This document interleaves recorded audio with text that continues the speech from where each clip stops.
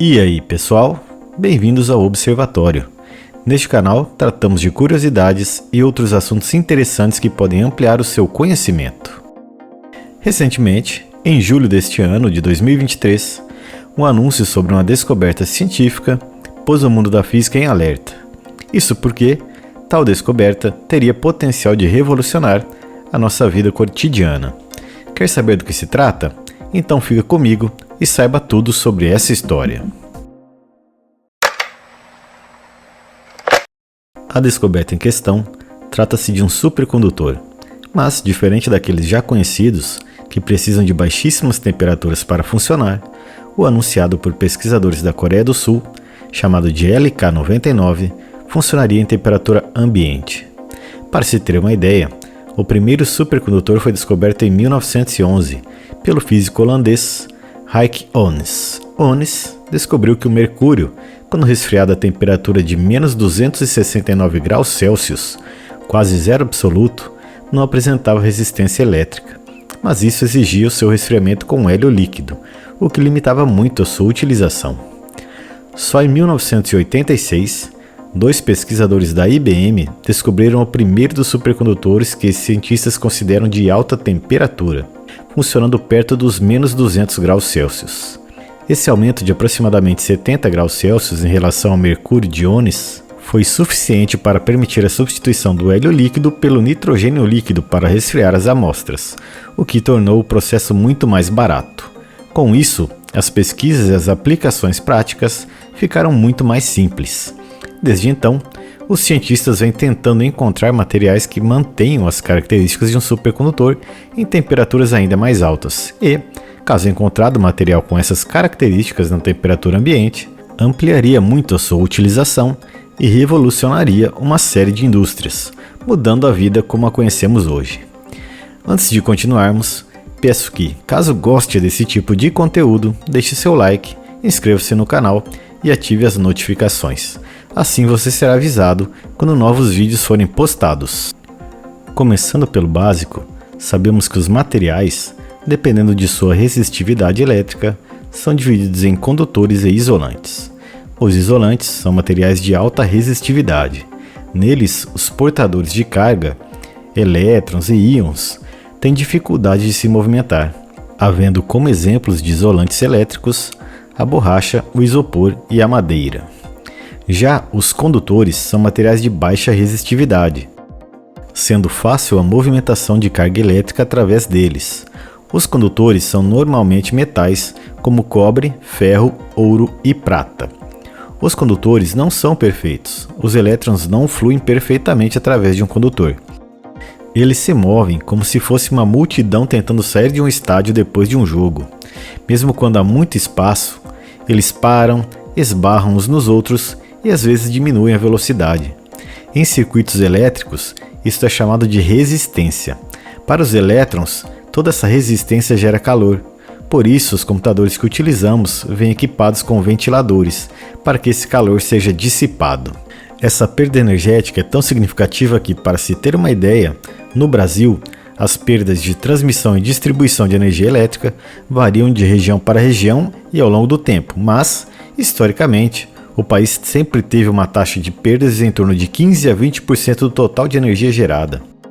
Além dessa perda energética relacionada à transmissão, em todos os computadores, televisores e demais equipamentos e motores elétricos, há uma perda considerável em geração de calor e, por conta disso, para manter seu resfriamento.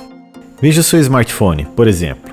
Você já deve ter percebido que, dependendo de sua utilização, o aparelho acaba esquentando na sua mão. Isso acontece por conta da resistividade dos materiais nele utilizados. Esse aquecimento acaba prejudicando muito a eficiência energética, sendo necessário um gasto energético considerável apenas para o resfriamento dos componentes. Além da ausência da resistência elétrica, os supercondutores também se caracterizam pelo fenômeno conhecido como efeito Meissner, em que o material supercondutor expulsa completamente o campo magnético do seu interior, o que o leva à sua outra propriedade importante.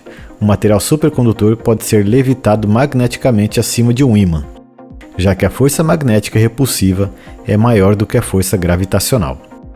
Essa levitação magnética é usada para criar os trens chamados de maglev. Os maglev, pela ausência de atrito entre os trens e os trilhos, podem atingir velocidades acima de 500 km por hora. Mas, por conta do alto custo do sistema de refrigeração necessário, hoje só existem 6 linhas de maglev no mundo, sendo a mais longa com 30 km de extensão, em Xangai. Se resolvêssemos o problema do custo de refrigeração, as coisas mudariam, e os trens rápidos poderiam até substituir a aviação civil em trajetos regionais. Outra utilização para os supercondutores é na área da saúde, sendo esses materiais utilizados para a produção de imagens em grande parte das máquinas de ressonância magnética. Geralmente, os magnetos supercondutores são formados por uma liga de nióbio de titânio, por onde passa um fluxo contínuo de corrente elétrica com resistência nula. Para atingir a supercondutividade, essa liga deve permanecer em um banho de hélio líquido para manter a baixa temperatura. Também a computação poderia sofrer uma revolução, podendo ser popularizados os chamados computadores quânticos. Tais dispositivos precisam ficar isolados do campo magnético terrestre para evitar que os átomos se movam e choquem entre si, ou interajam com o ambiente. Isso provocaria falhas de medição. Para isso são utilizados supercondutores, que devem ser resfriados. A computação quântica pode ser utilizada em muitas outras áreas, como no estudo de vacinas, simulações de plantações, no uso de determinados fertilizantes e até em formas de se estudar o universo. Outro ponto onde os supercondutores teriam um papel essencial é na geração e armazenamento de energia, uma vez que a supercondutividade tem o poder de gerar um forte campo magnético.